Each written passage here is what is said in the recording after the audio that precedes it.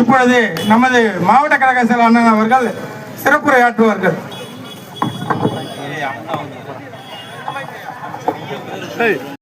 செயல்படுகிறது என்கிற தகவலையும் வருங்கால தமிழகத்தினுடைய முதலமைச்சர் அண்ணன் எடப்பாடியார் அவர்கள் இந்த 26 சட்டமன்ற தேர்தலில் அண்ணன் எடப்பாடியார் முதல்வராக பொறுப்பேற்ற பின்னால் என்ன பல திட்டங்களை இந்த தமிழ்நாட்டு மக்களுக்கு தரவிருக்கிறார்கள் என்கிற தேர்தல் வாக்குறுதி மக்கள் நல திட்டங்களை அறிவித்திருக்கிறார்கள். அந்த தகவல்களையும் உங்களோடு பகிர்ந்து கொள்ளக்கூடிய நல்ல நிகழ்ச்சியாக இந்த பிரச்சார சிறிய கூட்டங்கள் அடிப்படையில் மக்களை சந்திக்கிற இந்த நல்ல நிகழ்ச்சியை ஏற்பாடு செய்து நடத்தி கொண்டிருக்கிற நம்முடைய பேரூராட்சி கழகத்தினுடைய செயலாளர் அன்புக்குரிய திரு ஓசி முருகன் அவர்களை மற்றும் இந்த நிகழ்ச்சியை பங்கு பெற்றிருக்கிற கழக நிர்வாகிகள் அத்தனை பேரும் என்னுடைய பணிவார்ந்த மாலை வணக்கத்தை உரித்தாக்கி கொண்டு நடைபெற்றுக் கொண்டிருக்கிற இந்த நல்ல நிகழ்ச்சியின் மூலம் இன்னும் ஒரு 15-20 நாட்களுக்குள்ளாக தேர்தல் அறிவிப்பு வரவிருக்கிறது.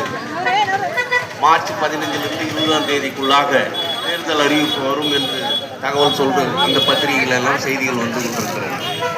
ஏப்ரல் மாத இறுதியிலே தேர்தல் வந்து ஓட்டு போட்டு ஒரு தேர்தலில் ஒரு ஆட்சியை உருவாக்குகிறீர்கள். அதில் கடந்த 5 ஆண்டுகளில் திமுக எப்படி நடந்திருக்கிறது, ஸ்டாலின் அரசு எந்தெந்த வகையில் உங்களிடத்தில் சொன்னதை செய்யவில்லை என்பதையெல்லாம் நீங்கள் எண்ணி பார்க்க வேண்டிய தருணம். 2021 தேர்தலில் திமுக 500 வாக்குறுதிக்கு மேலாக கொடுத்து பொய் சொல்லி அந்த ஓட்டுகளை பெற்று ஆட்சிக்கு வந்து இந்த 5 ஆண்டுகளில் மக்கள் விரோத ஆட்சியை செய்து கொண்டிருக்கிற ஸ்டாலின் அந்த வாக்குறுதிகளை நிறைவேற்ற முடியாத காரணத்தை மறைப்பதற்காக எல்லா நேரங்களிலும் மத்திய அரசையும் பொதுவான அரசியலை திசை திருப்புகிற அரசியலை செய்து கொண்டு மக்களுக்கு நன்மை செய்ய வேண்டிய எந்த காரியத்தையும் இந்த ஆட்சி செய்யவில்லை. எடப்பாடியார் அவர்கள் 4 ஆண்டு காலம் ஒரு 2-3 மாதம் கிட்டத்தட்ட 4.25 ஆண்டு காலம் ஆட்சியில் முதல்வராக எப்படியெல்லாம் சிறப்பான திட்டங்களை தந்தார்கள் என்பதற்கு ஒரே ஒரு யாரும் போராடாத கேட்காத கோரிக்கை வைக்காத திமுக ஸ்டாலின் வந்து நீட் தேர்வை ரத்து செய்வோம், அந்த ரகசியம் எங்கள் அப்பனுக்கு தெரியும் சொல்லி உதயநிதி சொன்னதை நீங்கள்லாம் கேட்டிருப்பீங்க. ஆக அந்த நீட் தேர்வு ரத்தை செய்யவில்லை. ஆனால் அதை மாற்றி மறுபடியும் கையெழுத்து வாங்குறோம், காங்கிரஸ் ஆட்சி வந்தால் செய்கிறோம் பொய் சொல்லி கொண்டிருக்கிற இந்த சூழ்நிலையில் நம்முடைய புரட்சி தமிழர் அண்ணன் எடப்பாடியார் முதல்வராக இருந்தபோது இதை நீட் தேர்விலே நல்ல மார்க் எடுக்கிற பிள்ளைகளை நாம் எந்த வகையில் அரசு பள்ளியிலே படிக்கிற பிள்ளைகளை எப்படி டாக்டர்களாக மாற்றுவது என்பதற்கு சிந்தித்து ஒரு அருமையான திட்டத்தை 7.5% உள் ஒதுக்கீட்டை தந்து அதற்கான அரசு ஆணையை பிறப்பித்து இதில் நம் பகுதியில் அந்த 7.5% உள்ஒதுக்கீட்டில் 1வது முதல் 12வது வரை அரசு பள்ளியிலே படித்த பிள்ளைகள் அதில் வாய்ப்பை பெற வேண்டும் என்பதற்காக அந்த இடஒதுக்கீட்டை கொடுத்ததின் அடிப்படையில் நம்ம பகுதியில் கல்பூண்டியில் ஜெயபிரியா கள்ளக்குறிச்சி அரசு மருத்துவக் கல்லூரியில் 4ஆம் ஆண்டு படித்து வருகிறார். இந்துமதி அப்பா பேர் ஆரியன், நாரியமங்கலத்தில் கள்ளக்குறிச்சி அரசு மருத்துவக் கல்லூரியில் 3வது ஆண்டு படித்து வருகிறார். கலைவாணி கிருஷ்ணன் நாரிமங்கலம் சென்னை கீழ்ப்பாக்கம் அரசு மருத்துவக் கல்லூரியில் 4ஆம் ஆண்டு படித்து வருகிறார். யுவஸ்ரீ திண்டிவனம் நம்ம கீழ்பெண்ணாத்தூரில் தான் இருக்கிறாங்க, அவங்க அடுக்கும்பாறை அரசு மருத்துவக் கல்லூரியில் படிக்கிறார்கள். மாலதி திருவண்ணாமலை அரசு மருத்துவக் கல்லூரியில் படிக்கிறார். ரஞ்சிதா செங்கல்பட்டு அரசு மருத்துவக் கல்லூரியில் படிக்கிறார். இதுபோல கீழ்பெண்ணாத்தூர் தொகுதியில் மட்டும் 26 பேர் இந்த 4 ஆண்டுகளில் மருத்துவர்களாக டாக்டர்களாக தேர்வு பெற்று அந்த படிப்பை முடிக்க இருக்கிறார்கள். 4வது ஆண்டு இன்னும் அடுத்த வருஷம் ஒரு டாக்டர் வெளியே வருவாங்க. அடுத்தடுத்து இந்த 26 பேரும் டாக்டர்களாக வெளியே வருகிறார்கள். ஆனால் இந்த 7.5% ஒதுக்கீடு மட்டும் வராமல் இருந்திருந்தால் இவர்கள் எல்லாம் அந்த படிப்புகள் சேருவதற்கு வாய்ப்பே இல்லாமல் போயிருக்கும். ஆகவே அப்படிப்பட்ட கிராம பகுதியில் அரசு பள்ளியிலே படித்த பிள்ளைகள் எல்லாம் டாக்டர்களாக வர வேண்டும் என்பதற்காக நல்ல பல திட்டங்களை எல்லாம் உருவாக்கி சிந்தித்து இதை யாரும் கேட்கல. இப்போ உங்களுக்கும் தெரியும், எங்களுக்கு 7.5% உள்ஒதுக்கீடு கொடுங்க, நீட் தேர்வில் பாஸ் பண்ணாலும் அந்த கட் ஆஃப் மார்க் வந்தாலும் அந்த சீனியாரிட்டி அடிப்படையில் எங்களுக்கு வரல, அதனால எங்கள் பிள்ளைகளுக்கு வாய்ப்பு கொடுங்க, யாரும் கேட்கல. ஆனால் முதல்வராக இருந்த அண்ணன் எடப்பாடியார் அவர்கள் அந்த திட்டத்தை கொண்டு வந்து கிட்டத்தட்ட இப்போ தமிழ்நாடு அளவில் 4000 பேர் மருத்துவர்களாக பயிற்சி பெற்று கொண்டிருக்கிறார்கள். விரைவில் அவர்கள் எல்லாம் மருத்துவர்களாக வரவிருக்கிறார்கள். இப்படி மக்களை பற்றி சிந்திக்கிற ஒரு அரசியல் கட்சி அனைத்து இந்திய அண்ணா திராவிட முன்னேற்ற கழகம். புரட்சி தலைவர் எம்ஜிஆர் காலத்தில் பசியும் பட்டினியும் இல்லாமல் இருக்க வேண்டும் என்பதற்காக சத்துணவை கொண்டு வந்து பிள்ளைகளுக்கு, அப்போ எல்லாருக்கும் தெரியும், இங்கே இருக்கிற 50 வயசு தாண்டவங்களுக்கெல்லாம் தெரியும், பேஸ்ட்டு செருப்பு, பள்ளிக்கூடத்தில் படிப்பதற்கான பொருள்கள், அந்த படிக்கிற பிள்ளைகளை, அப்புறம் இந்த பொருள் ரேஷன் பொருள்லாம் வந்து அப்போ தான் கொண்டு வந்தாங்க. தலைவர் காலத்தில் தான் கொண்டு வரப்பட்ட திட்டம் ரேஷன் கடை. எல்லா கிராமங்களிலும் குறைந்த விலையில் அரிசி கிடைக்க வேண்டும், பட்டினி இல்லாமல் இருக்க வேண்டும், யாரும் இந்த 3 வேளை சாப்பாட்டுக்கு தடுமாறக்கூடாது என்று கிட்டத்தட்ட 45 ஆண்டுகளுக்கு முன்னால் தொடங்கிய அந்த பணியை அனைத்து இந்திய அண்ணா திராவிட முன்னேற்ற கழகம் இன்று வரை தொடர்ந்து, அதற்கு பின்னால் நம்முடைய புரட்சி தலைவர் அம்மா அவர்களும் மிக சிறப்பாக பெண்களை முன்னேற்ற வேண்டும், இந்த மகளிர் சுய உதவி குழுவெல்லாம் கொண்டு வந்து, நீங்கள் இன்னைக்கு எல்லாரும் பேங்க்குக்கு போகிறீங்க, எல்லார் கணக்குலையும் பணம் இருக்கிறது என்று சொன்னால் அதற்கு அடித்தளம் அமைத்தவர் நம்முடைய புரட்சி தலைவர் அம்மா அவர்கள். அதே போல் இன்னைக்கு நம்முடைய அண்ணன் எடப்பாடியார் அவர்கள் பிள்ளைகளை எல்லாம் டாக்டர்களாக வர வேண்டும், கிராம பகுதியில் இருப்பவர்கள் என்கிற அந்த நல்ல நோக்கத்தோடு இதையெல்லாம் செய்து கொண்டிருக்கிற இந்த அரசியல் கட்சியையும் திமுகவையும் நீங்கள் ஒப்பிட்டு பார்க்க வேண்டும். திமுகவில் கருணாநிதி இருந்தப்போ 2006 ஒரு வாக்குறுதி கொடுத்தார், 2 ஏக்கர் நிலம் தருவோம், கடைசியில் என் உள்ளத்தில் இடங்குது, இதயத்தில் கொடுக்குறேன்னு சொல்லிட்டார். இப்படி பல சந்தர்ப்பங்களில் அவர்கள் பொய்களை சொல்லி ஓட்டுக்களை பெற்று ஆட்சிக்கு வந்த பின்னால் மாற்றி பேசுவது, அதை வேற வகையில் திசை திருப்பது போன்ற பணியை திமுக தொடர்ந்து செய்து கொண்டிருக்கிறது. மறுபடியும் உங்களிடத்திலே பல பொய்களை சொல்லி கொண்டு ஓட்டு கேட்டு வருவார்கள். அது வருவார்கள் என்பதற்கு ஒரு உதாரணமாக கடந்த தேர்தலில் 2021 இப்பொழுது சட்டமன்ற உறுப்பினராக இருக்கிற துணை சபாநாயகர் பிச்சாண்டி உங்களுக்கெல்லாம் சில வாக்குறுதிகளை கொடுத்து ஓட்டு கேட்டார். தொழில்பேட்டை கீழ்பண்ணாத்தூர் தொகுதியில் அமைத்து தருவோம், இன்னை வரைக்கும் வரல. கீழ்பண்ணாத்தூரில் ஐடிஐ, பாலிடெக்னிக் போன்ற அரசு தொழில் பயிற்சி கல்லூரிகளை கொண்டு வருவோம், அவர் சொன்ன வாக்குறுதி. பிச்சாண்டி 2021 உங்களுக்கு சொன்ன வாக்குறுதி அதெல்லாம் இன்னைக்கு எதுவும் வரல. அரசு கலைக்கல்லூரி வரல, இந்த தொழில் பயிற்சி மையம் வரல, தொழில்பேட்டை வரல. ஆக இதையெல்லாம் சொல்லிட்டு மறுபடியும் நீங்கள்லாம் மறந்துருப்பீங்கன்றதுல மறுபடியும் இதையே சொல்லுவாங்க. அடுத்து நான் ஆட்சிக்கு வந்தால் நான் ஐடிஐ கொண்டு வருவேன், காலேஜ் கொண்டு வருவார் பிச்சாண்டி, இதை சொல்கிறதுக்கு வருவார். மறுபடியும் இதையே சொல்லுவாங்க 5 வருஷம். ஏன்னா நீங்களாம் மறந்துருப்பீங்க, சொல்லி 5 வருஷம் முடிஞ்சு போச்சு. அதனால நீங்கள் திரும்பி வந்து இந்த பொய்யை சொல்லும்போது எச்சரிக்கையாக இருந்து கேட்கணும். இப்போ 21 இந்த தகவல்லாம் சொல்லிட்டீங்க, நீங்கள் இது வரைக்கும் செய்யலை, இப்போ புதுசாக என்ன பொய் சொல்ல வந்துக்கிறேன்னு கேட்டு அதையெல்லாம் சிந்தித்து நீங்கள் வாக்களித்து ஒரு சிறந்த ஆட்சியை உருவாக்குவதற்கு, அம்மா அவர்களுடைய ஆட்சியை, புரட்சி தலைவர் எம்ஜிஆருடைய ஆட்சியை அண்ணன் எடப்பாடியார் தலைமையில் உருவாக்க நீங்கள் எல்லாம் முற்ற துணையாக இருக்க வேண்டும் என்று கேட்டு மிக சிறப்பான இந்த மாலை நேரத்தில் இங்கே ஒரு இந்த நாடு இருக்குது தம்பி.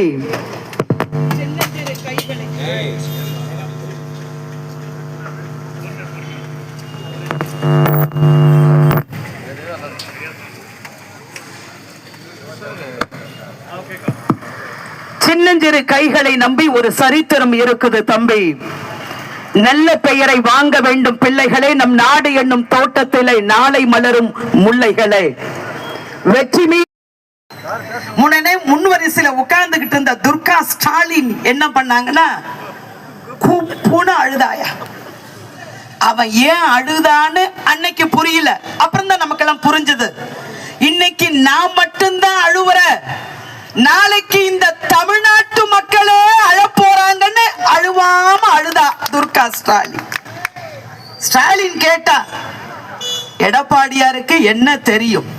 ஏய், மண்டையில மயிறு வச்ச உனக்கு தெரியாதது கூட மண்ணில பயிர் வச்ச எங்க அண்ணன் எடப்பாடியாருக்கு நல்லா தெரியும். அதனால தான் 4.5 வருஷம் அற்புதமான ஆட்சியை செய்து காட்டினார். இன்னைக்கு கூட புலம்பிக்கிட்டு இருக்க, ஐயோ பிஜேபி கடையை விரிச்சு உட்கார்ந்துட்டு இருந்தார் எடப்பாடியார், ஒரு பயனும் வரல. இன்னைக்கு எல்லா கட்சியும் வருது, மிகப்பெரிய ஆதரவு, எடப்பாடியார் பக்கம் மக்கள் வெள்ளம் அலை வீசுகிறது என்று ஸ்டாலின் புலம்பிக் கொண்டிருக்கிறார். இந்த தெருமுனை கூட்டத்தின் மூலம் நான் ஸ்டாலினை பார்த்து கேட்கிறேன், எங்கள் அண்ணன் மாவட்ட செயலாளர் துணையோடு கேட்கிறேன், தெம்போ திரியானியோ இருந்தால் ஸ்டாலின் அவர்களை தமிழ்நாட்டு நாட்டுல ரெண்டே கட்சி தான் பெரிய கட்சி. ஒண்ணு அனைத்து இந்திய அண்ணா திமுக, இன்னொன்னு திமுக. வா, ஒத்தைக்கு ஒத்த, ஒண்டிக்கு ஒண்டி. நீயும் யாரு கூடயும் கூட்டு சேராட, நாங்களும் யாரு கூடயும் கூட்டு சேரல. வா, ஒத்தைக்கு ஒத்த 234 தொகுதியில மோதி பார்த்துக்கலாமா? மோகன, ஒரு தொகுதியில கூட திமுக டெபாசிட் வாங்க முடியாது. அதுதான் இன்றைக்கு இருக்கிற நிலைமை. என் அன்பு தாய் குலமே, ஸ்டாலின் தான் வராரு, விடியல தான் தராரு. பெரிய பொட்டி எடுத்துட்டு வந்து வச்ச பெண்ணாத்தூர் தொகுதியில மனுவெல்லாம் போடுங்க. இந்த பொட்டியை பூட்டிக்கிட்டு சாவிய பாருங்க, நானே வச்சிருக்கேன் பத்திரமா. மோகன, சாவிய காணோம், தொலைச்சிட்டாரு ஸ்டாலின். என் அன்பு தாய் குலமே, நான் வெற்றி பெற்று வந்தால் எல்லோருக்கும் 1000 ரூபாய் தந்தியா சொன்னீங்கல்ல, நீங்க செஞ்சீங்களா? என் அன்பு சகோதரிகளை, எத்தனை வருஷம் கழிச்சு வந்தது? 2.5 வருஷம் கழிச்சு வந்தது இல்லையம்மா? 12 12 24, அது ஒரு அரை 28 மாசம் கழிச்சுதான் நமக்கு 1000 ரூபாய். அதுவும் ஏன் வந்தது? நம் அண்ணன் எடப்பாடியார் ஒவ்வொரு நாளும் சட்டமன்றத்தில் மகளிருக்கான உரிமை வேற டாஸ்மாக் கடைக்கு போக வேண்டியது. ஊத்தி கொடுத்தாண்டி ஒரு ரவுண்டு, உலகம் சுத்துதடி பல ரவுண்டுன்னு நம்ம ஆளு ஃபுல்லா போட்டுக்கிட்டு மட்டை ஆயிட வேண்டியது. ஏன் பணம்? ஓம் பணம். ஓம் பணம், ஏன் பணம். சின்ன மீனை போட்டு பெரிய மீனை எடுக்கிறது. திருட்டு பசங்களா, சாதாரண ஆளாயா நீ? அதனாலதான் நம்ம குடும்பத்துல இருக்கிறவன் பேரை பாருமா, உதயநிதி, அன்பு நிதி, தயாநிதி, இன்ப நிதி, துயர நிதி, துக்க நிதி. மோகன, பேருல கூட நிதியை வைக்க மறக்காத குடும்பம் ஸ்டாலினுடைய குடும்பம். இன்னைக்கு நம்ம அண்ணன் எடப்பாடியார் அறிவித்திருக்கிறாருமா, ஓட்டு போட்ட உடனே 28,000 என் சகோதரிகள் வீட்டுக்கு போய் ஒரு கறியை எடுத்துக்கணும். சவுத்துல கிறுக்கு, உனக்கு வராத பாக்கிய நான் உனக்கு சொல்றேன். 28,000, 28 மாசம் உனக்கு வரல, 28 கோடு போட்டு வைக்கணும் சவுத்துல. செய்வீங்களா? திமுக அடுத்து பிச்சாண்டி ஓட்டு கேட்டு வருவார், காட்டணும். நீ எல்லாம் கணக்கு கேட்கணும். 28,000 உனக்கு இன்னும் 1000 ரூபாய் பாக்கி இருக்குது. எல்லாருக்கும் 5000 ரூபாய் அக்கவுண்ட்ல ஏறிடுச்சா? ஏறும். 28 மாசம் கழிச்சு 28,000 கொடுக்க வக்கில்ல. எலெக்ஷன் வருதுன்னு கோட வந்துருச்சுமா. ஸ்டாலின் அவர்களே, என் சகோதரி எல்லாம் சாதாரணமா நினைச்சிடாத. என்னதான் நீ குழு குழு ஊட்டியில ரூம் போட்டு என் சகோதரிக்கு 2000 இல்ல 2 லட்சம் ரூபாய் கொடுத்தாலும் இந்த தடவை உன் பப்பு எல்லாம் வேவாது. எல்லாம் ரெட்டை இலைக்கு தான் ஓட்டு போட போகுது. தெளிவாயிட்டீங்க இல்லைங்களா சகோதரி? 4 வருஷம் கோடை வந்ததா இல்லையாமா? அது என்னமா திடீர்னு எலெக்ஷனுக்கு முன்னாடி தான் கோடை ஸ்டாலின் கண்ணுக்கு தெரிஞ்சதா? ஏற்கனவே ஒரு 28,000 அக்கா கணக்கு கரெக்டா சொல்லணும். 28 பிளஸ் இப்ப ஒரு 2000, 5 வருஷம் கோடை. இப்ப 2000 கொடுத்துட்டு 4 வருஷம் எவ்வளவு பாக்கி இருக்கு சகோதரி? சொல்லு, டக்குனு சொல்லு. 8,000 இல்லையா? அப்ப 28 ஒரு 8 எவ்வளவுக்கா? 36. எல்லாம் ஸ்டாலின் மாதிரி இருக்கக்கூடாது கணக்குல, சூரா புலியா. சரியா? 36,000 நமக்கு பாக்கி ஸ்டாலின் வச்சிருக்கிறார். 36 கோடு போட்டு வைக்கணும். பிச்சாண்டி ஓட்டு கேட்டு வரும்பொழுது வேட்டு வைக்கணும் என் சகோதரிகள்லாம். செய்வீங்களா? செய்வீங்களா? எல்லாம் என் ரவுடிசம் இருந்ததா? எவன் தாலியாவது நாங்க அறுத்தோமா? போதை இருந்ததா? கஞ்சா இருந்ததா? பள்ளியிலே புத்தகத்தை சுமக்க வேண்டிய நம்ம விட்ட பிள்ளை இன்னைக்கு போதைக்கும் கஞ்சாவுக்கும் அடிமையா இருக்கிறான. ஆட்சியில 6 வயசு பிள்ளையிலிருந்து 60 வயசு பல்லு போன பாட்டி வரைக்கும் பாதுகாப்பு இருக்கிறதம்மா. என் அன்பு தாய் குலமே, தயவு செய்து நீங்க எல்லாம் எண்ணி பார்க்கணும். அம்மா ஆட்சியில இருந்தாங்க. 20 கிலோ அரிசி எல்லாரும் வாங்குனீங்களா இல்லையாமா? சத்தமா சொல்லணும். எல்லாம் வாங்குனீங்களா இல்லையா? மிக்ஸி கிரைண்டர் ஃபேன் வாங்குனீங்களா இல்லையா? எத்தனை தாய்மார்கள் வீட்டுக்காரர்கிட்ட கேட்பாங்க, ஏங்க சட்னி அரைக்கணும், அம்மியில அரைச்சுக்கிட்டு இருக்கேன், கஷ்டமா இருக்கு, எனக்கு ஒரு மிக்ஸி வாங்கி கொடுங்கன்னு வாங்க. மூஞ்சிக்கு மிக்ஸி ஒரு கேடா அப்படின்னு சொன்னாங்க நம்ம வீட்டுக்காரர்ல. ஆனா நம்முடைய புரட்சி தலைவி அம்மா 3 பொருளையும் ஒரு சேர கொடுத்தாங்க இல்லையாமா? Mixie, grinder, fan. திருமண வயதுல இருக்கிற நம்ம வீட்டு பெண் பிள்ளைகளுக்கு, +2 டிப்ளமோ டிகிரி படித்த பெண்களுக்கு 50,000 1 பவுன் தாலிக்கு தங்கம் கொடுத்த தங்க தலைவி நம் தலைவி புரட்சி தலைவி அம்மா. இன்னைக்கு 1 பவுன் என்னமா விலை விக்குது? 1,20,000 ரூபாய் கூலியும் சேதாரமும் சேர்த்து விக்குது இல்லையாமா? என் அன்பு சகோதரிகளை நினைச்சு பாருங்க. நம்ம அண்ணன் எடப்பாடியார் இந்த திட்டத்தை நிறுத்தினாரா? எழுச்சி பயணம் வந்தார் பெண்ணாத்தூருக்கு அண்ணன். மக்களை காப்போம், தமிழகத்தை மீட்போம். பெண்ணாத்தூரிலே அண்ணன் பேசினாரு. அது எத்தனை லட்சம் வேணா ஏறட்டும், தங்கம் விலை. மீண்டும் அம்மாவுடைய ஆட்சி மலர்ந்தவுடன் தாலிக்கு தங்கம், மணமகனுக்கு பட்டு வேட்டி, மணமகளுக்கு பட்டு புடவையை நான் வழங்குவேன். நம் அண்ணன் எடப்பாடியார் அறிவித்திருக்கிறார். ரேஷன் அட்டை வச்சிருக்கிற அத்தனை பேருக்கும் நீயாவது 28 மாசம் கழிச்சு தான் 1000 ரூபாயை கொடுத்த. எங்க அண்ணன் எடப்பாடியார் ஜெயிச்சு வந்த அந்த மாசமே ரேஷன் அட்டை வச்சிருக்கிற அத்தனை பேருக்கும் ரெட்டை இலை சின்ன மாதிரி 2000 உன் அக்கவுண்ட்ல தானு விழுந்துரும். கவலையப்படாத. 100 நாள் வேலை ஒழுங்கா நடக்குதாமா இந்த ஆட்சியில? இல்ல. அதுலயும் இது இல்ல, பேரூராட்சியிலும் கொண்டு வரந்தானே சொன்னாங்க. பேரூராட்சியிலும் கொண்டு வரந்தானே சொன்னார் ஸ்டாலின். செஞ்சாங்களா? இல்ல. இன்னைக்கு 125 நாளா நம்முடைய பாரத பிரதமர் அறிவித்திருக்கிறார். திமுக காரன் கதை அளக்கிறான். 100 நாள் வேலையை இழுத்து மூடியாச்சுங்கிறான். இன்றைக்கு நம்முடைய அருமை அண்ணன் எடப்பாடியார் அறிவித்திருக்கிறார். நிதி தரல சும்மா மயிறு சண்டை போட்டுக்கிட்டு இருந்தா மத்திய அரசோடு இணக்கத்தோட இருக்கணும்.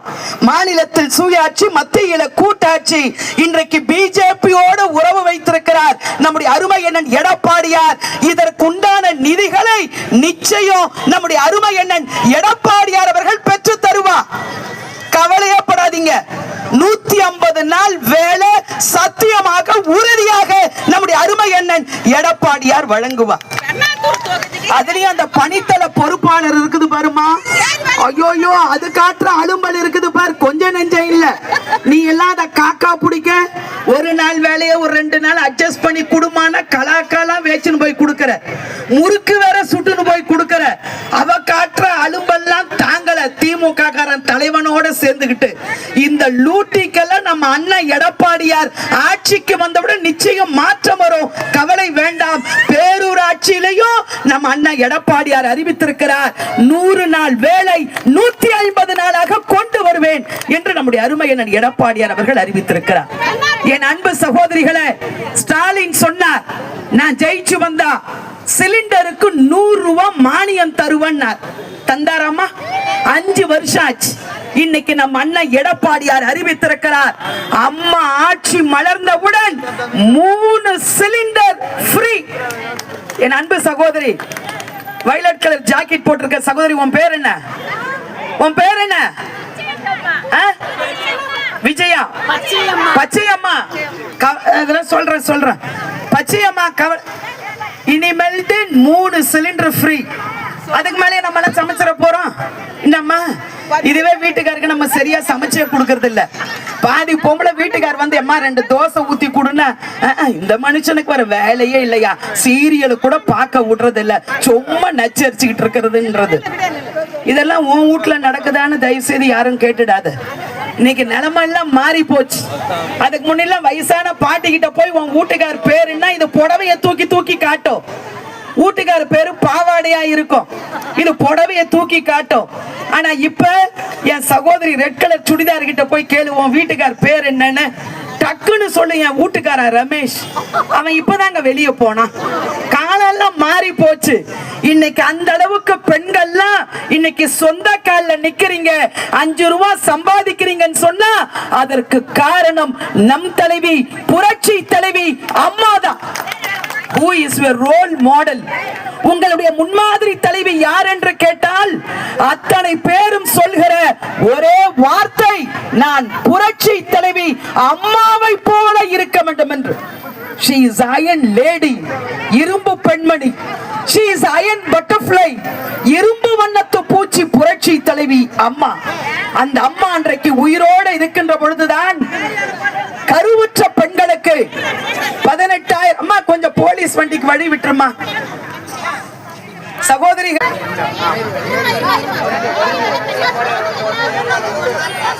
தம்பி அன்பு சகோதரியை, கருவுற்ற பெண்களுக்கு 18,000 ரூபாய் அம்மா கொடுத்தாங்க இல்லையாமா? தாயும் சேயும் நலமாக வாழ வளர. கர்ப்பிணிகளுக்கு வளகாப்பு கூட நடத்தி அழகு பார்த்தாங்க இல்லையாமா? சீமந்தம். இந்தியாவில நல்ல கை தட்டு இறுக்கி வச்சுக்கிட்டு இருக்க கூடாது. நல்ல கை தட்டதான் ஆயுசு கூடும். வாய் விட்டு சிரித்தால் நோய் விட்டு போகும் இல்லையா என் அன்பு சகோதரிகளை? அதோட மட்டுமல்ல, குழந்தை பிறந்த உடனே 16 வகை பரிசு பெட்டகம், சோப்பு, சீப்பு, கிளுகிழுப்பு, நகவெட்டி, டிரெஸ், பெட்டு, இதையெல்லாம் எடுத்துட்டு போறதுக்கு ஒரு பெரிய சூட்கேஸையும் கொடுத்து எல்லோருக்கும் 2000 குடும்ப அட்டைதாரர்களுக்கு. இது வரைக்கும் ஓசி பஸ் நம்மள பொன் முடி, அது என்ன மயிறு பொன்முடி, நரமுடிய பார்த்திருக்கோம், பித்த முடிய பார்த்திருக்கோம். நீ என்ன வெண்ண பொன்முடி? பொன்முடியினுடைய ஒரிஜினல் நேம் என்ன? தெய்வ சிகாமணி. என்ன வேலை பார்த்த? எங்க ஊர் திண்டிவனத்துல கோவிந்த சுவாமி ஆர்ட்ஸ் காலேஜ்ல ஒரு சாதாரண ஹிஸ்டரி டிபார்ட்மெண்ட் உடைய ப்ரொஃபசர். ஒரு 10,000 ரூபாய் சம்பளத்துக்கு வேலை பார்த்த பொன்முடி இன்றைக்கு பல ஆயிரம் கோடிக்கு அதிபதி ஆயிருக்கிறான். அந்த பொன்முடி சொன்னார் ஓசி அப்படின்னா. என்னம்மா? நம்ம வீட்டு வரி பணத்துல நமக்கு பஸ், இவனுங்க ஓசியா. அது கட கட கட கடன்னு ஆடுது. என் சகோதரி சகப்புகளை சுடிதார் போயிருக்கியாமா அந்த பஸ்ல ஏறி உட்கார்ந்தன்னு வச்சுக்க, டிரைவர் பிரேக் போட்டார்னா பின்னாடி உட்கார்ந்துக்கிற என் கண்ணம்மா முன்னாடி போய் டிரைவருக்கு கிஸ் அடிக்குது. மழைக்கு தான் நம்ம வெளியே கொடை பிடிப்போம். நம்ம பொம்பளை எல்லாம் மழையப்ப பஸ்ஸுக்குள்ளே உட்கார்ந்துட்டு கொடையை புடிச்சுக்கிட்டு இருக்கு. இப்படி ஒரு தரமற்ற பஸ். நம்ம அண்ணன் எடப்பாடியார் சொல்லிட்டாரு, மறுபடியும் அம்மாவுடைய ஆட்சி வந்த உடனே பெண்களுக்கு மட்டும் கட்டணமில்லா பேருந்து இல்ல, இனிமேல்ட்டு ஆண்களுக்கும் கட்டணமில்லா பேருந்து. தனியா போவாத. நீ தனியா போகும்போது வீட்டுக்கார டாஸ்மாக் கடைக்கு போயிடுறாரு. இனிமேட்டு கூடையே உன் வீட்டுக்காரையும் கூடையே புடிச்சுன்னு போயிடு. ஆக ஆண்களுக்கும் கட்டணம் இல்லா பேருந்து இன்றைக்கு நம்முடைய அருமை எண்ணன் எடப்பாடியார் அவர்கள் அறிவித்திருக்கிறார். கல்வி கடனை ரத்து பண்ணுவார் ஸ்டாலின், பண்ணல. ஆனா நம்முடைய அருமை எண்ணன் எடப்பாடியார் அவர்கள் அறிவித்திருக்கிறார், மீண்டும் அம்மாவுடைய ஆட்சி மலர்ந்தவுடன் கல்வி கடன் அனைத்தையும் ரத்து செய்யப்படும். இன்றைக்கு நம்முடைய அருமை எண்ணன் எடப்பாடியார் அறிவித்திருக்கிறார். ரோடு ஓர கடை வச்சிருக்கிறவங்களுக்கு எல்லாம் இதுவரைக்கும் நீங்க கூட்டுறவு வங்கியில வாங்கி இருக்கிற கடனை அனைத்தையும் அரசே தள்ளுபடி பண்ணும் அண்ணன் எடப்பாடியார் அறிவித்திருக்கிறார். வேலைக்கு போற பெண்களுக்கு ஸ்கூட்டர் வாங்குவதற்கு 25,000 மானியம் வழங்கப்படும். இன்றைக்கு நம்முடைய அருமை எண்ணன் எடப்பாடியார் அவர்கள் அறிவித்திருக்கிறார். எனவே என் அன்பு தாய் குலமே, என் அன்பு சகோதரிகளை, விரைவில் நடைபெற இருக்கிற தேர்தலில் உங்களுடைய பொன்னான வாக்குகளை எல்லாம் இரட்டை இலை சின்னத்திலே முத்திரையிட்டு வாக்களியுங்கள். என் அன்பு தாய் குலமே, நீ எல்லாம் ஒரு சட்டி பானையை வாங்க கடைக்கு போனீங்கன்னா கூட அதுல ஓட்டை இருக்கா உடசல் இருக்குதானே டொக்கு டொக்குன்னு தட்டி பார்த்து தான் வாங்குற. ஒரு மாப்பிளைக்கு ஒரு பொண்ணு எடுக்க போனீங்கன்னா கூட அந்த பொண்ணு நல்லா மூக்கு முடியுமா, குஷ்பு மாதிரி இருக்கா, மாமனார் மாமியாரை மதிச்சு கஞ்சி ஊத்துமா, கட்டணவனுக்கு அடங்குமா இல்ல கண்டவனுக்கு அடங்குமா, ஸ்டாலின் தங்கச்சி கனிமொழி மாதிரி என்று ஒரு இடத்துக்கு 4 இடமா போய் விசாரிச்சு ஒரு பொண்ணுக்கு மாப்பிள்ளை எடுக்க வாங்கினால் கூட அந்த செங்கலை தண்ணீல போட்டு பார்த்து வெந்திருக்குதா வேகலையான பார்த்து வாங்குறீங்க. உடம்பு சரியில்லைனா நல்ல டாக்டரா, அதுவும் ராசியான டாக்டரா பார்த்து காட்டுறீங்க. இப்படி எதற்கும் எடை போடும் நீங்கள் இன்னும் 2 மாசத்துல நடைபெற இருக்கிற இந்த சட்டமன்ற தேர்தலில் இந்த கீழ்பெண்ணாத்தூர் தொகுதியில் யார் வெற்றி பெற்று வந்தால் நம்முடைய பகுதி தொகுதிக்கு நல்லது என்று யோசித்து பார்த்து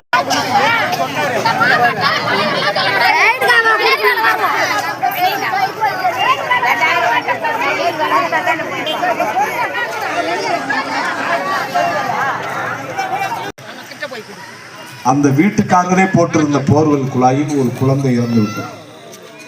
அந்த இடம் அந்த வீட்டுக்காரருக்கு சொந்தமானது, அந்த போர்வெல் அவருக்கு சொந்தமானது.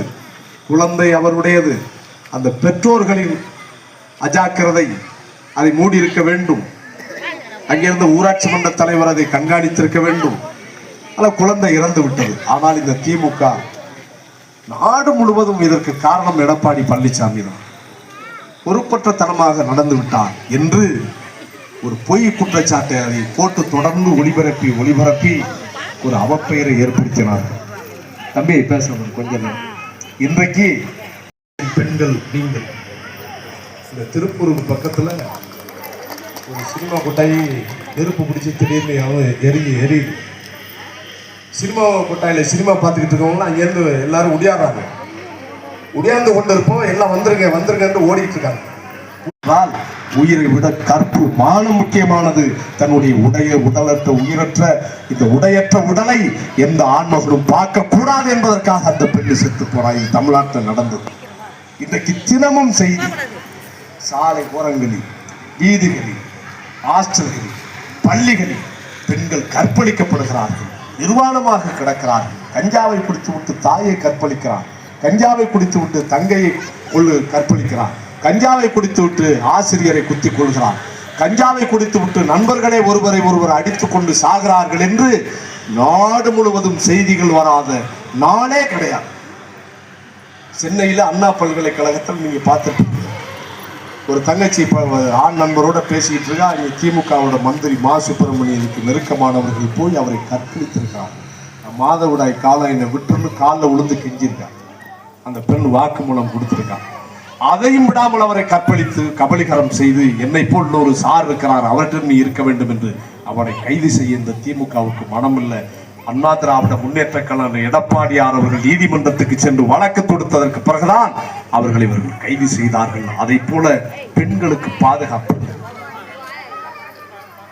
அதிமுக ஆட்சியில நீங்க பார்க்கணும். யாராவது இங்க கருப்பு சோப்பு வெள்ளை வேட்டி கட்டி இருக்கிறவங்க யாராச்சும் ஒருத்தர் காசுக்காக கஞ்சா வித்ததுண்டா? யாராவது கள்ளச்சந்தை வித்ததுண்டா? ஏதாவது எந்த விற்கிறவர்களை எந்த போலீஸாவது இதுவரை பிடித்திருக்கிறதா? காசுக்காக இது மாதிரி சேலை எந்த அதிமுக ஈடுபடுறான்னா? உங்கள் பிள்ளைகள் தான் இந்த நாட்டோட எதிர்காலம்.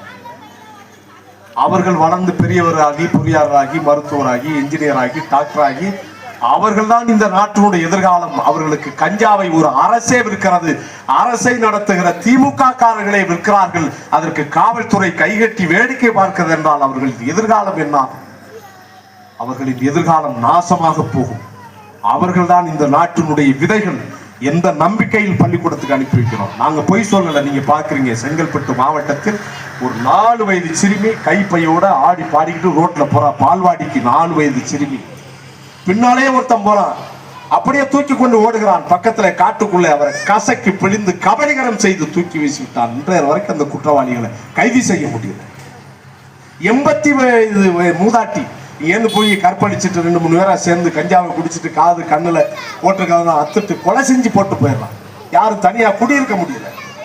நாட்டில் மாணவர்களின் எதிர்காலம், முதியோர்களின் எதிர்காலம், பெண்களின் எதிர்காலம் கேள்விக்குறியாக இருக்கிறது என்பதை நீங்கள் புரிந்து கொள்ளணும்.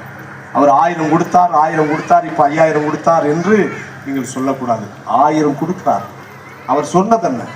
சொன்ன வாக்கின்படி நடந்து கொண்டாரா? நம்முடைய மாவட்ட கழக செயலாளர் முன்னாள் அமைச்சர் சொன்னார்களே, என்ன சொன்னார்? தேர்தலில் கழகம் ஆட்சி அமைந்த நாளில இருந்து 5 ஆண்டு காலமும் ரேஷன் அட்டை வைத்திருக்கிற 2.5 கோடி தமிழகத்தில் இருக்கிற அனைத்து இல்லத்தரசிகளுக்கும் மாதம் 1000 உரிமை தொகை வழங்கப்படும் என்று தேர்தல் வாக்குறுதியாக சொன்னார்கள்.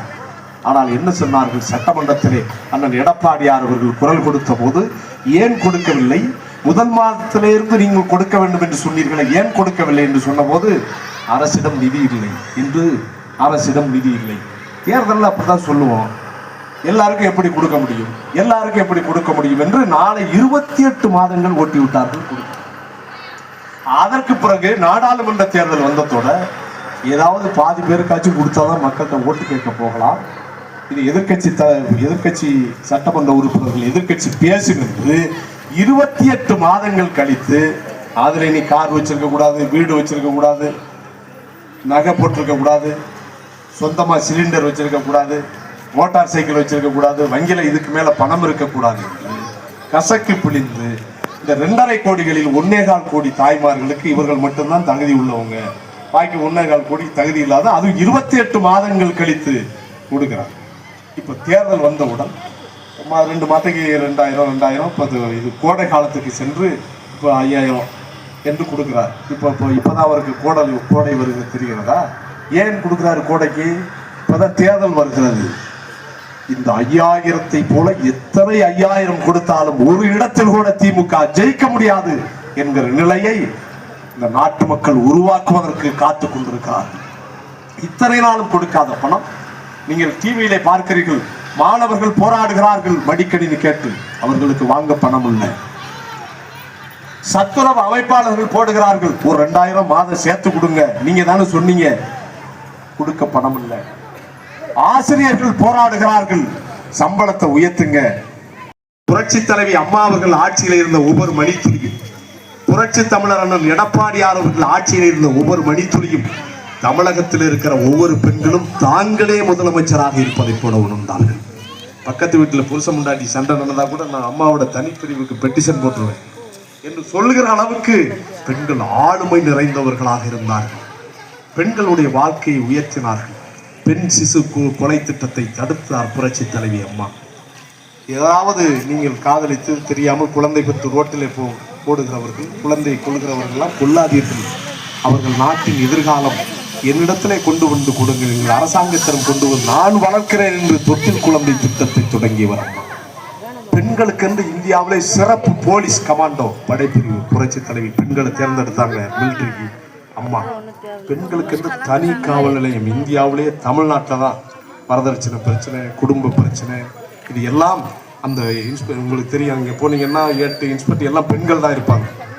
அனைத்து மகளிர் காவல் நிலையம் உலகத்திலேயே இந்தியாவிலேயே முதலில் பெண்களுக்கென்று தனி காவல் நிலையத்தை உருவாக்கியவர் புரட்சி தலைவி அம்மா அவர்களும் அனைத்து இந்திய அண்ணா திராவிட முன்னேற்ற கழகம். ஆண்கள் சம்பாத்தியம் பண்ணிட்டு வர்றாங்க, வீட்டில் வந்து பெண்கள்லாம் நீ சம்பாதிக்கிறியா, நான் சொல்றதை கேளு என்று சம்பாதிப்பதாலேயே உயர்ந்தவர்கள் சமூகத்தில் ஆண்கள் என்ற நிலையை ஒழிக்க வேண்டும் என்று சிந்தித்த புரட்சி தலைவி அம்மா. கல்லி விறகுடிக்க போனாலாம் கத்தால முள்ளு கையோட வந்துச்சா என்பதை போல பொய்யா பேசுற ஆள் கிடையாது.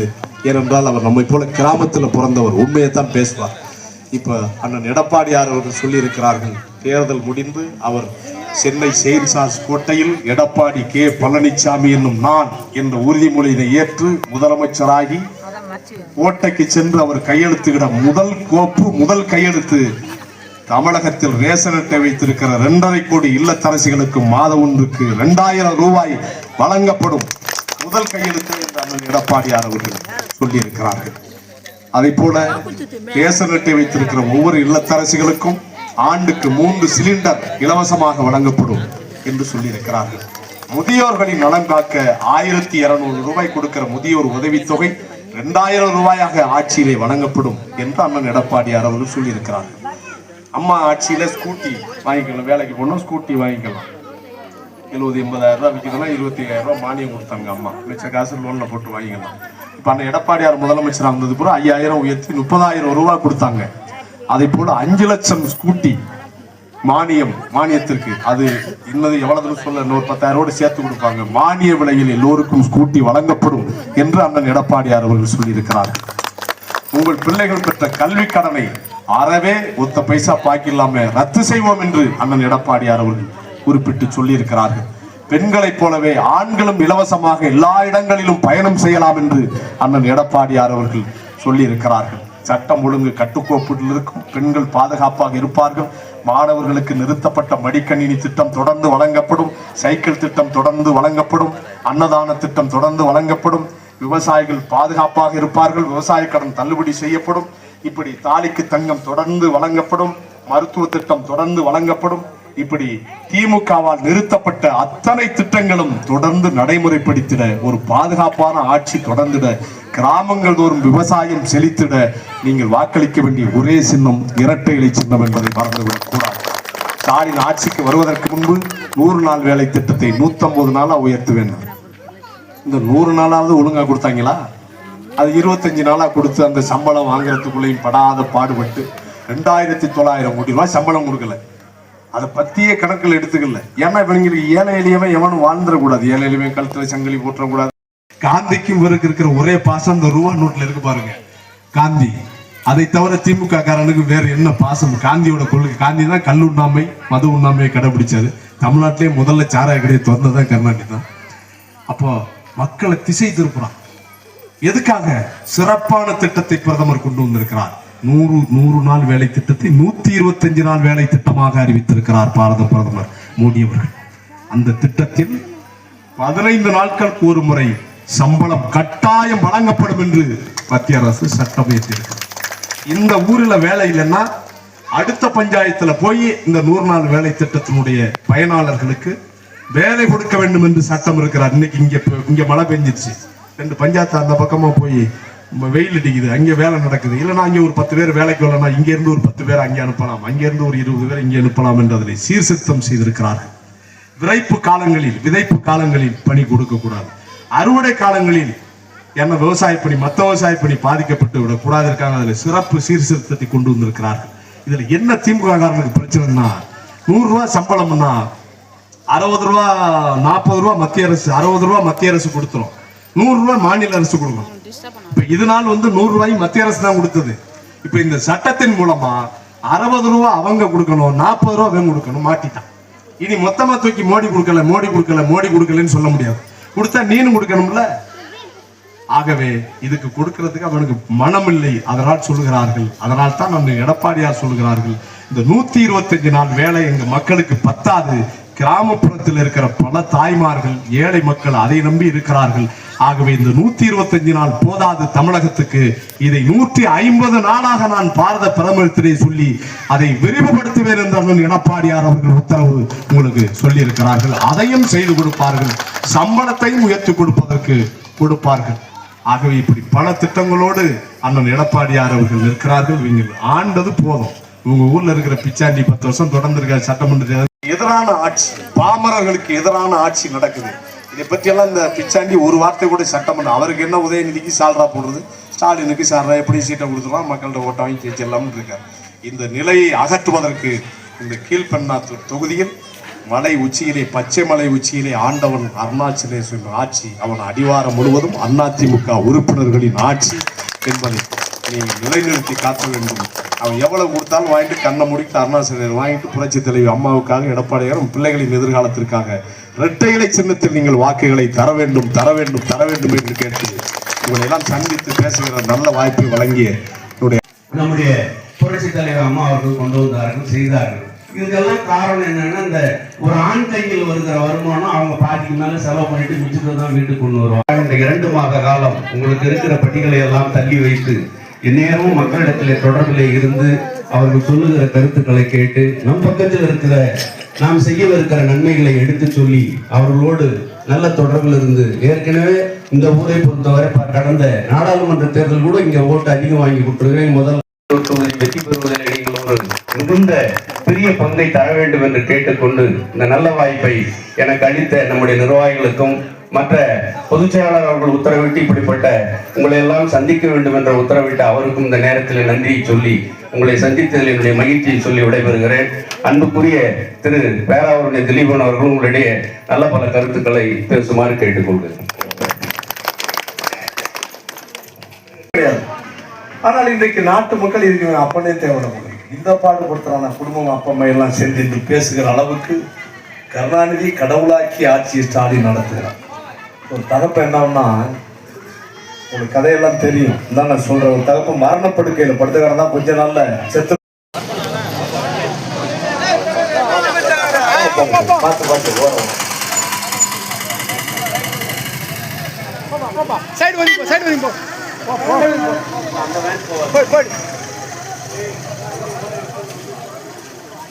கார் டிரைவர் அண்ணம்ட்டு நம்ம அண்ணம்ட்டு கார் எடுத்து கொஞ்சம் ஓரமா போடலாம். டிரைவர்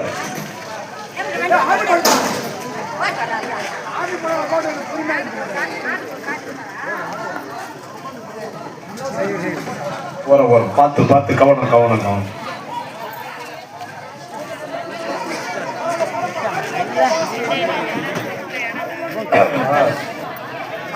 கேளுங்க கேளுங்க. அமைதி அமைதி.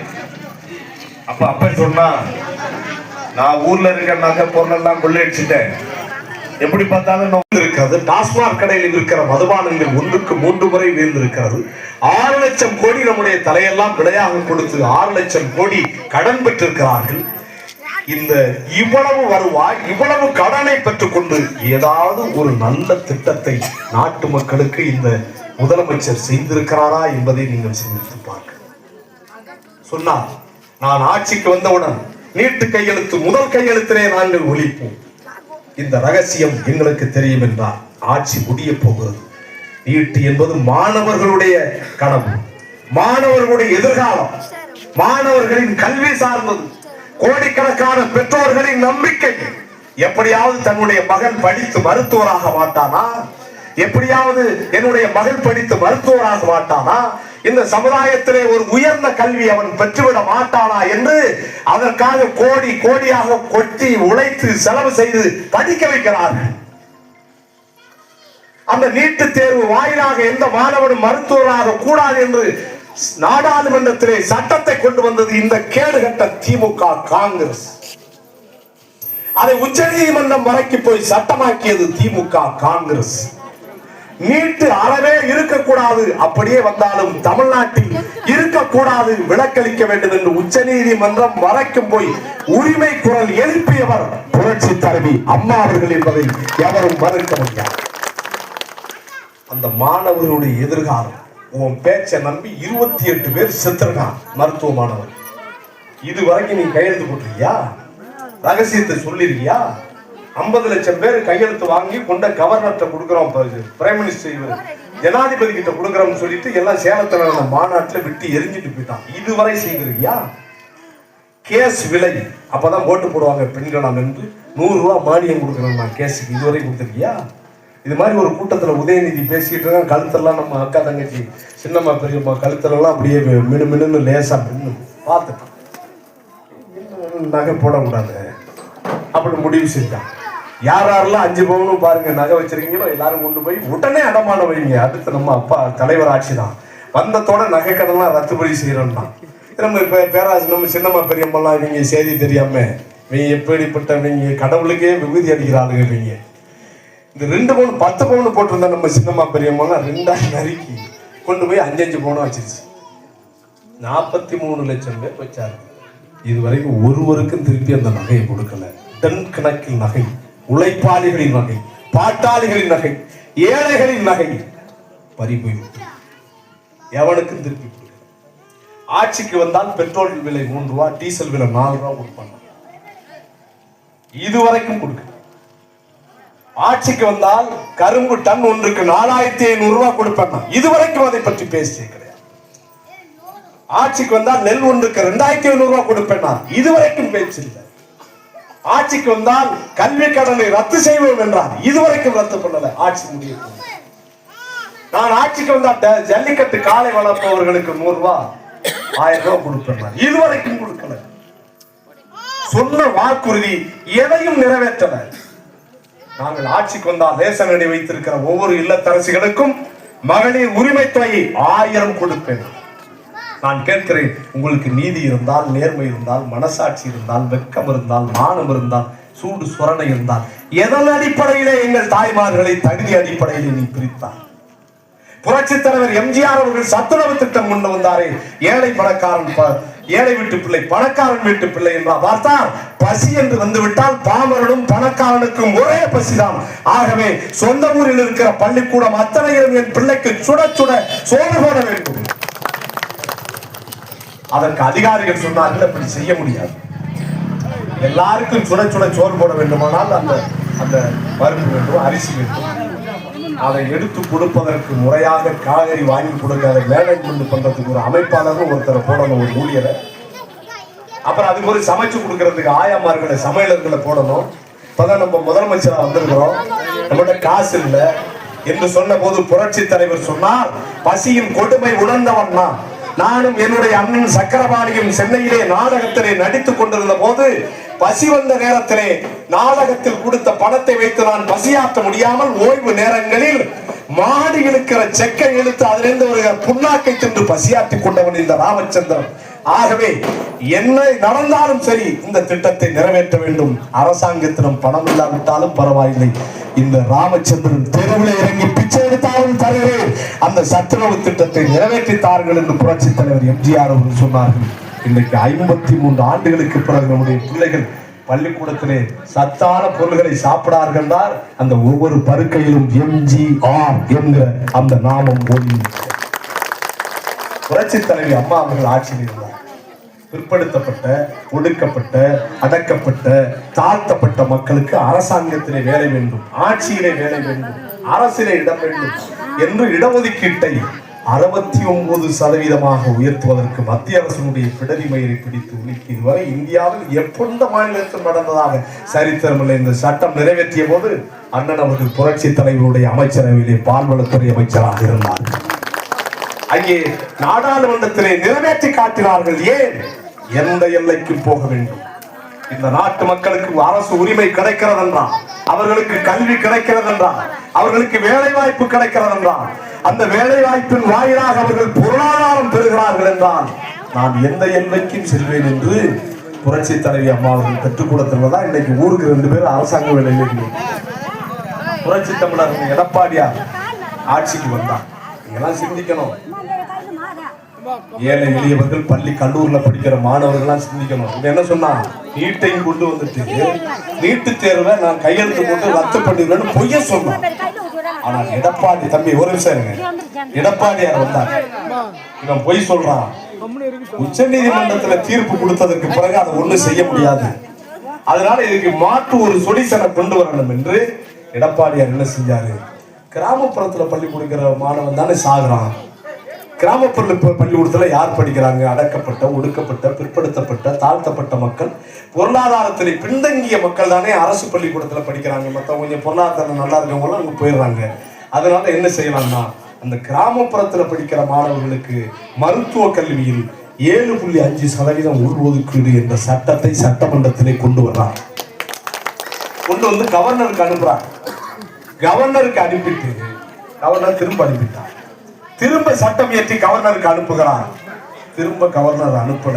அனுப்பியதற்கு பிறகு அண்ணன் எடப்பாடியார் அவர்கள் புரட்சி தலைவர் எம்ஜிஆர் கொண்டு வந்த சத்துணவு திட்டத்தை போல, புரட்சி தலைவி அம்மா அவர்கள் கொண்டு வந்த 69% இடஒதுக்கீட்டை போல நான் கொண்டு வருகிற இந்த 7.5% வாயிலாக ஒரு பூ கட்டுகிற தாயின் பிள்ளை, மண்வெட்டி பிடித்து வரப்பு வெட்டுகிற ஒரு பாமர விவசாயி வீட்டு பிள்ளை, கூரை மேய்கிறவன் பிள்ளை, சாக்கடை அள்ளுகிறவன் பிள்ளை, வாழைப்பழ வியாபாரியின் பிள்ளை, செருப்பு தைக்கிற பாட்டாளியின் பிள்ளை, கையெழுத்து கூட போட தெரியாதவனின் பிள்ளை நாளைக்கு மருத்துவர் ஆக வேண்டும் என்ற கனவுல இருக்கிறவனின் பிள்ளை மருத்துவர் ஆக வேண்டும். நாளைக்கு நான் ஆட்சியிலே இருக்கலாம், இல்லாமல் போகலாம். நாளைக்கு அண்ணா திராவிட முன்னேற்ற கழகம் ஆளலாம், ஆள முடியாமல் போகலாம். இன்னும் 100 ஆண்டுகளுக்கு இது யார் வந்தாலும் இந்த திட்டம் நடைமுறையில் இருக்கும். அப்படி நடைமுறையில் இருக்கிற போது புரட்சி தலைவர் எம்ஜிஆர் தொடங்கி அண்ணா திராவிட முன்னேற்ற கழகத்தின் ஆட்சி காலத்திலே இந்த திட்டத்தை பழனிசாமி என்று ஒருவர் முதலமைச்சராக இருந்தார். அவர் கொண்டு வந்த திட்டம் என்று தலைமுறை வாழ்த்தும், களங்கம் வலிமை பெறும், ஏழை மக்கள் பயன்பெறுவார்கள் என்று இந்த திட்டத்தை கொண்டு வந்தார். அவர் கொண்டு வந்த திட்டத்தின் வாயிலாக இன்றைக்கு ஆண்டுக்கு 630 பேர் மருத்துவராகிறார்கள். அவர்களுக்கு ஆகிற மொத்த செலவும் அரசாங்கமே செலவு செய்யும் என்று சட்டம் இயற்றினார். அந்த மருத்துவர்கள் படிக்க கூடுதல் இடம் 630 பேர் இருக்கிறது, என்ன செய்யலாம் என்று யோசித்து ஒரே ஆண்டில் 11 மருத்துவக் கல்லூரிகளை கட்டி நிர்மாணித்த தலைவராக எடப்பாடியார். இன்னும் ஒரு மருத்துவக் கல்லூரி கட்டாம உங்க பக்கத்து மாவட்டம் கிருஷ்ணகிரியில ஒரு மருத்துவக் கல்லூரியை கட்டி போறாங்க. ரிப்பன் ஊட்டி 2 நாளையில மூடிட்டான். ஏன்னா அந்த வடிவேல் ஒரு படத்துல கோர்ட்டுக்கு சப்மிட் பண்ண கொண்டு போவான், தாய் பாசத்துல இப்படி கிடந்து அழுகிறீடா அப்படின்னு அரிச்சூர் வடிவேல கொண்டு போய் கதவை திறப்பான். திறந்து பார்த்தா உள்ளவரே பொட்ட கலகணும். அது மாதிரி நீங்க திறக்கிறதெல்லாம் ஆஸ்பத்திரியில ஊசி கிடையாது, சரிஞ்சு கிடையாது, நர்ஸ் கிடையாது, டாக்டர் கிடையாது. ஏதாவது ஒரு சிஸ்டம் சொல்ல முடியுமா? 6 லட்சம் கோடி கடன், 6 லட்சம் கோடி கடன் வாங்கி எதையாவது நீ உருப்படியா செஞ்சிருக்கியா? இப்ப என்ன, நீ 1000 ரூபாய் கொடுத்தேன்னு சொல்ற, 1000 ரூபாய் எந்த அடிப்படையில் கொடுத்தீர்கள்? நீங்க சொன்னது என்ன? ஓட்டு பெறும்போது யாரெல்லாம் வச்சிருக்கீங்களோ எல்லாரும் கொடுங்க. நீங்க என்ன தகுதி? ஒரு ஏழைகள் 1000 ரூபாய் ஒரு பெரிய இதா? எல்லோரும் பயன்பட்டு போகிறார்களே. 1000 ரூபாய்க்கு பல கண்டிஷனை போட்டு பாதி பேர் கொடுத்துருக்காங்க. இப்போ 5000 ரூபாய் கொடுத்துருக்காங்க தேர்தல் கண்டி. இப்போதான் கோடை வர்றது தெரியுது. ஏன்னா இப்போதான் தேர்தல் வருது. 2 நாளைக்கு முன்னாடி அதிகாலையில் 6 மணிக்கு அறிவிச்சிட்டாங்க எல்லாருக்கும் 5000. போய் பார்த்தா வங்கியில் முழுக்க நம்ம சின்னம்மா பெரியம்மாலாம் வரிசையில். நான் வேற பணம் எடுக்கலாம்னு போய் என்னத்தா எல்லாரும் இங்கே நிற்கிறீங்கன்னா 5000 ரூபான்னு அறிவிச்சிருக்கான் தம்பி எடுக்க வந்தீங்க, நாளைக்கு எடுத்துக்கலாமே, உனக்கு தெரியாது, எவனாவது எழுதி கொடுத்தா இல்லைன்னு சொன்னான்னு சொல்லிடுவான். அதனால எடுத்துருவான்ட்டு எல்லா அம்மாவும் போய் எடுத்துருச்சு. நீ சொன்னதென்ன எல்லாருக்கும் 1000 கொடுத்தீர்களா? 28 மாதங்கள் கழித்து கொடுத்தார்கள். அதுவும் நாடாளுமன்ற தேர்தல் வருகிற போது நாடாளுமன்ற தேர்தலுக்கு இந்த 1000 கொடுத்தாதான் மக்கள் ஓட்டு போடுவார்கள் என்ற காரணத்தால் அந்த 1000-ஐ கொடுத்தார்கள். ஆனால் அந்த எடப்பாடியார் அவர்கள் தேர்தல் அறிக்கையாக 10 முத்தான திட்டங்களை அறிவித்திருக்கிறார்கள். அதில் முதல் திட்டம் கோட்டை புத்தகத்தில் சென்னை செயின்ட் ஜார்ஜ் கோட்டையில் இன்னும் 60 தினங்களுக்கு பிறகு எடப்பாடி கே பழனிசாமி இன்னும் நான் உறுதிமொழி ஏற்று முதலமைச்சராக கோட்டைக்கு சென்று அமர்ந்திருக்கிற முதல் கையெழுத்து தமிழகத்தில் இருக்கிற 2.5 கோடி ரேஷன் அட்டை வைத்திருக்கிற இல்லத்தரசிகளுக்கும் அவருடைய வங்கி கணக்கில் 2000 மாதம் செலுத்தப்படும் என்று சொல்லியிருக்கிறார். சொன்னதை செய்வார். ஏன்னா அவருக்கு ஏழை மக்களோட வலி தெரியும், பாவம் தெரியும், கஷ்டம் தெரியும். ஏன்னா நம்ம மாதிரி கிராமத்துல பிறந்தவர். கொரோனாவில் 9 மாத காலம் 2 மாதம் வீட்டில் உட்கார்ந்து இருந்தோம். அரசுக்கு எந்த வருமானமும் கிடையாது. 2000 கொடுத்தார். அரிசி பருப்பு எல்லாம் வீடு தேடி வந்து கிடைச்சது. ரேஷன் கடையில் எல்லாருக்கும் சொன்னது. நாட்டில் மின்சாரம் தடையில்லை. மருத்துவமனைக்கு போய் எல்லா பல உயிர்களை காப்பாற்றி விட்டார். அந்த நேரத்தில் பள்ளி கல்லூரிக்கு போகாத நம்ம விட்டு பிள்ளைகள் எல்லாம் ஒரு சின்ன பையன் சேலத்துல ஒரு பொது நிகழ்ச்சியில விழாவுக்கு போறாரு. ஒரு சின்ன பையன் முதலமைச்சர் கூட பார்க்காம இளங்கன்று பயமரியாது என்பதை கூட, ஐயா எங்க வீட்டுல எங்க அக்கா நான் எல்லாம் எங்க அக்கா காலேஜ்ல படிக்குது, நான் பள்ளிக்கூடத்துல படிக்கிறேன், நாங்கெல்லாம் 9 மாதம் படிக்கல, எங்களெல்லாம் ஆன் பாஸ் போடுங்க என்று முதலமைச்சரிடத்திலே கோரிக்கை வைக்கிறார்கள். கோட்டைக்கு செல்கிறார் அண்ணன் எடப்பாடியார் அவர்கள் அரசாங்க அதிகாரிகளை அழைத்து தமிழ்நாட்டில் அந்த கொரோனா காலத்தில் பள்ளி கல்லூரிகளில் படித்த லட்சக்கணக்கான மாணவர்களை ஆன் பாஸ் என்று அறிவித்த தலைவர் எடப்பாடி. அந்த நேரம் டிசம்பர் மாதம் தான் கொரோனா அந்த ஊரடங்கு உத்தரவிலிருந்து விடுபடுறோம். ஜனவரி மாதம் 15ஆம் தேதி பொங்கல் வருது. யோசிக்கிறார், நம்ம மக்கள் 1 வருஷம் வீட்டுக்குள்ளே இருந்தாங்க, பொங்கல் வேற வந்துருச்சு, என்ன செய்வாங்க? அரிசி பருப்பு காய்கறி வாங்குறதுக்கு என்ன பணம், என்ன செய்யலாம்னு யோசிச்சு அவ்வளவு நிதி நெருக்கடி, அரசாங்கத்துக்கு வருமானம் இல்லை 9 மாத காலம் கவர்மெண்ட்டுக்கு. இருந்தாலும் ரேஷன் அட்டை வைத்திருக்கிற ஒவ்வொரு இல்லத்துக்கும் 2500 ரூபாய் பரிசு பொருட்களை நீங்களே வாங்க வேண்டாம், நாங்களே தருகிறோம் என்று வெல்லம், முந்திரி, பருப்பு, சர்க்கரை, சீனி எல்லாம் கொடுத்து இந்த பையில 100 ரூபாய் நோட்டை கொடுத்தா கட்சிக்காரன் 2 நோட்டை உருவிடுவான் வேண்டான்ட்டு 500 5 தாள் 500 இதுல கரும்பு, முழு கரும்பு, சாணி மாதிரி மொட்டை கரும்பு கிடையாது, முழு கரும்பு. மகிழ்ச்சியோடு குழந்தை குட்டியில் பொங்கலை கொண்டாடினார். விவசாய கடன். நன்றி, வணக்கம்.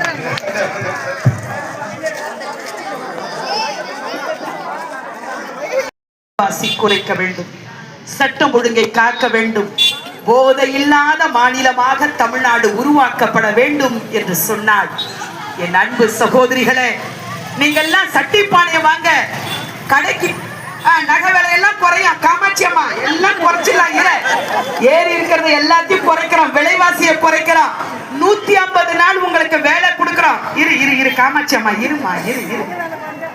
என் அன்பு சகோதரிகளை, நீங்க எல்லாம் சட்டி பானையை வாங்க கடைக்கு போனீங்கன்னா கூட அதுல ஓட்டை இருக்கா, உடசல் இருக்குதான்னு சந்தைக்கு போய் மாடு பிடிக்க போனீங்கன்னா கூட அதை பல்ல பிடிச்சு பார்த்து சூழி நல்லா இருக்கா இல்லையான்னு பார்த்து வாங்குறீங்க. உடம்பு சரியில்லைன்னா நல்ல டாக்டரா, அதுவும் ராசியான டாக்டரா பார்த்து காட்டுறீங்க. குழந்தைகளை பள்ளியில் சேர்க்க கூட எது நல்ல பள்ளி என்று தேடி பார்த்து சேர்க்கிறீங்க. இப்படி எதற்கும் எடை போடும் நீங்கள் இன்னும் ஒரே ஒரு அமாவாசை தான் இருக்கு. ஒரு 3 நாளைக்கு முன்னாடி அமாவாசை கும்பிட்டுட்டோம். 48,000 எடுத்து என் வாசப்படில வை, உனக்கு ஓட்டு போடுறேன்னு சொல்லு. கேப்பியாமா? அக்கா கனிமொழி வரும், வந்தா என்ன கேட்கணும்? கனிமொழியை பார்த்த என்ன கேட்கணும்? டாஸ்மாக் கடையெல்லாம் மூடுறேன்னு சொன்னீங்களம்மா, எத்தனை கடை மூடுனீங்கம்மான்னு கேட்கணும். கேப்பீங்களா? உதயநிதி ஸ்டாலின் வருவாரு, அவர்கிட்ட என்ன கேட்ப? தம்பி உன் பேச்ச கேட்டு என் கழுத்துல மூக்கல காதல இருக்கிறதெல்லாம் எடுத்துட்டு போய் கூட்டுறவு கடையில அடவு வச்ச நட பாவி, இன்னைக்கு வெறும் மஞ்ச கைத்தோட இருக்கிற நட பாவின்னு கேப்பியா கேட்க மாட்டியா? எல்லாரும் வருவாங்க சகோதரி, தெளிவாயிடு. அம்மா அம்மா இல்லப்பா, ஒவ்வொரு தடவையும் அம்மா உங்களை எல்லாம் பார்த்து என்ன கேட்பா? என்னை வாழ வைக்கும் தெய்வங்களாகிய தாய்மார்களே என்று பேசுவோம். உங்கள் அன்பு சகோதரி கேட்கிறேன், நீங்கள் செய்வீர்களா, நீங்கள் செய்வீர்களா என்று அம்மா கேட்கும் போது நாங்க செய்வோமா செய்வோமான்னு சொல்வீங்க. இன்னைக்கு அந்த வார்த்தையை கேட்பதற்கு புரட்சி தலைவி அம்மா உயிரோட இல்லம்மா. தெரிஞ்சோ தெரியாமலோ எனக்கு பின்னாலும் இன்னும் 100 ஆண்டு அனைத்து இந்திய அண்ணா திமுக மக்களுக்காகவே தொடர்ந்து சேவை செய்யும் என்றாரே புரட்சி தலைவி அம்மா. அவருடைய ஆத்மா சாந்தியடைய என் அன்பு சகோதரிகளே, நம்ம வீட்டுல குடும்ப தலைவனா நம்ம வீட்டுக்கார் போட்டோ ஃபார்மாலிட்டிக்கு ஒட்டி இருக்கோமா? உண்மையிலே நம்ம வீட்டு குடும்ப தலைவன் நமக்காக பார்த்து பார்த்து செஞ்ச தலைவி புரட்சி தலைவி அம்மா. அந்த அம்மாவுடைய ஆத்மா சாந்தியடைய என் அன்பு சகோதரிகளே, யார் எதை சொன்னாலும் கேட்காமல் காமாட்சி அம்மா அழற, யார் எதை சொன்னாலும் கேட்காமல் மாங்காடு மாரியம்மனுக்கு பிடித்த இலை வேப்பிலை, விருந்தினர் வந்தால் உபசரிக்க உதவுவது வாழை இலை, பெண்கள் சமையலுக்கு பயன்படுத்துவது கருவேப்பிலை, ஸ்ரீரங்கநாதனுக்கு உகந்த இலை துளசி இலை, சத்துணவு தந்த சரித்திர நாயகன் புரட்சி தலைவர் எம்ஜிஆர், புரட்சி தலைவி அம்மா, புரட்சி தமிழர் அண்ணன் எடப்பாடியார் கண்டு நின்ற வென்ற சின்னம் இரட்டை இலை சின்னத்துல மறக்காம நீங்க எல்லாம் முத்திரையிட்டு வாக்களிக்க வேண்டும் என கேட்டு என் அன்பு சகோதரிகளுக்கெல்லாம் ஒரு ரகசியம், ஒரு டிப்ஸ். இன்னும் 2 மாசம் தான் இருக்கு நீ ஓட்டு போட. தயவு செய்து வீட்டுக்காரெல்லாம் முந்தானியிலே கொஞ்சம் முடிஞ்சு வச்சுக்கோமா. நம்ம ஆளெல்லாம் அவுத்து விட்டுற போறேன். நல்லா 2 மாசத்துக்கு முருங்கக்காய் சாம்பார், முருங்கக்காய் தொக்கு சமைச்சு மச்சானா அசத்துற. நீ உன்னை விட்டு போக கூடாது. ஓட்டு மட்டுமல்ல, மாமனார் மாமியார் நாத்தனாரு மூத்தாரு கொழுந்தன மச்சன சகல சகல ஓட்டும் வெற்றியின் சின்னம் இரட்டை இலை சின்னத்திலே வாக்களிக்க வேண்டும் என கேட்டு என் அன்பு சகோதரிகள்லாம் சொல்லணும், நமது சின்னம் இரு, நான் என் சகோதரி சொல்லட்டேன், நமது சின்னம் வெற்றியின் சின்னம், உங்கள் ஓட்டு. நம்பிக்கையோட போகலாமா சகோதரி? நம்பிக்கையா போலாமா? இங்க எவ்வளவு ஓட்டு இருக்கு ஐயனா? எவ்வளவு? 2000 இல்லையம்மா? இதுல எவ்வளவு ஓட்டு இரட்டை இலைக்கு வரும்? என் சகோதரி சொல்லு. அம்மா காமாட்சி அம்மா சொல்லு. 2000 வந்துருமா? ரைட், ஒரு 2000 உனக்கும் வந்துடும். ஓட்டு போட்டு ஜெயிக்க வச்சிரு. நம்ம அண்ணன் ஆட்சிக்கு வந்த உடனே மாசம் இந்த நிகழ்ச்சி நடைபெறுவதற்கு நீங்கள் எல்லாம் ஒன்றிய செயலாளர் மற்றும் உள்ள இந்த கிராமத்தில் இருக்கிற கட்சியிலே பல பொறுப்புகளில் இருக்கிற ஒன்றிய பகுதியில் இருக்கிற அத்தனை பகுதிகளிலிருந்து இங்கே வந்திருக்கிறீர்கள். உங்களை எல்லாம் நான் பெரும்பான்மையான கழக நிர்வாகிகளை நேரடியாக எனக்கு முகம் தெரியும், பெயர் தெரியும். உங்களுடைய பொறுப்புகளை எல்லாம் அறிந்தவன் என்ற முறையில் உங்கள் எல்லோரையும் நான் பெயர் சொன்னதாக எடுத்துக்கொண்டு வருகை தந்த உங்கள் அனைவருக்கும் முதலில் என்னுடைய நன்றியையும் வணக்கத்தையும் தெரிவித்துக் கொள்கிறேன். தாய்மார்களுக்கு ஒரே 2 நிமிஷம் தான். ஏன்னா நீங்கள் ரொம்ப நேரம் நம்ம அமுதா ரொம்ப சிறப்பாக பேசுவாங்க. நான் வேற ஒரு இடத்துல பேசிட்டு வந்ததால் கொஞ்சம் கடைசியாக வந்தேன். அதனால் அவங்க சொன்ன கருத்துக்கள் உங்கள் வீட்டுக்கு போகிற வரைக்கும் அந்த நல்ல சிந்தனையோடு மறுபடியும் அங்கே போய் அமுதா வந்தாங்க, இப்படிலாம் பேசினாங்க, நல்ல விஷயங்கள்லாம் சொன்னாங்கன்ற அந்த சிந்தனை மாறாமல் இருப்பதற்காக ஒரே ஒரு விஷயம் மட்டும்தான். இந்த 2 மாதத்துக்கு பிறகு நடைபெறவிருக்கிற சட்டமன்ற தேர்தலில் நம்முடைய அண்ணன் எடப்பாடியார் அவர்கள் முதலமைச்சராக வர வேண்டும் என்கிற அந்த கோரிக்கை உங்களிடத்திலே வைப்பதற்காகத்தான் நாங்கள் வந்திருக்கிறோம். அதே போல அண்ணன் 10 வாக்குறுதிகளை, தேர்தல் வாக்குறுதிகளை உங்களுக்கு கொடுத்திருக்கிறார்கள். அந்த வாக்குறுதிகளை எல்லாம் நிறைவேற்ற வேண்டும். ஏற்கனவே நம்முடைய புரட்சி தலைவி அம்மா அவர்கள் இருக்கும்போது நடைமுறைப்படுத்தப்பட்டு கொண்டிருந்த தாலிக்கு தங்கம், லேப்டாப் கொடுப்பது, சைக்கிள் கொடுப்பது, இந்த 25,000 மானியம் கொடுப்பது போன்ற திட்டங்கள் எல்லாம் உங்களுக்கு தொடர்ந்து கிடைக்க வேண்டும்.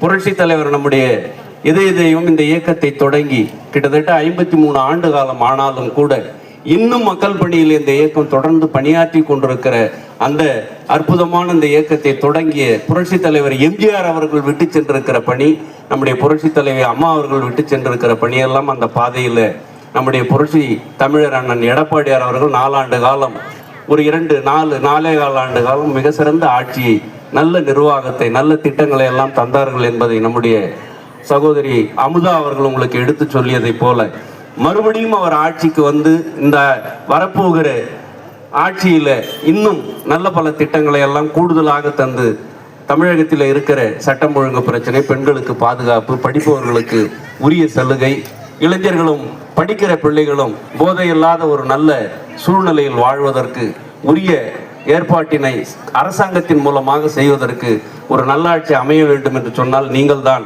அந்த ஓட்டுக்கள் மூலமாக ஒரு நல்ல ஆட்சியை உருவாக்க கடமைப்பட்டிருக்கிறீர்கள். அந்த அதிகாரம் உங்கள் கையில் இருக்கிறது.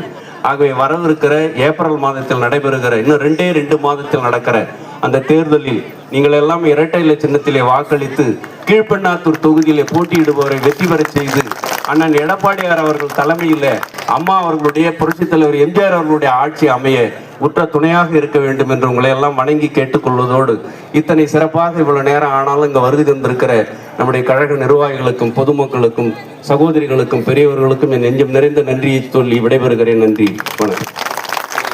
செயலாளர் அண்ணன் நாளைய முதல்வர் எடப்பாடியார் அவர்களின் ஆணைக்கிடங்க நம் ஊராட்சிக்கு திருமணி பிரச்சார கூட்டத்திற்கு வருகை தந்திருக்கின்ற மாவட்ட கழக நிர்வாகிகள், ஒன்றிய கழக நிர்வாகிகள், ஊராட்சியை சார்ந்த பொதுமக்கள் அனைவருக்கும் நன்றியினை தெரிவித்துக் கொள்கிறேன். நன்றி, வணக்கம்.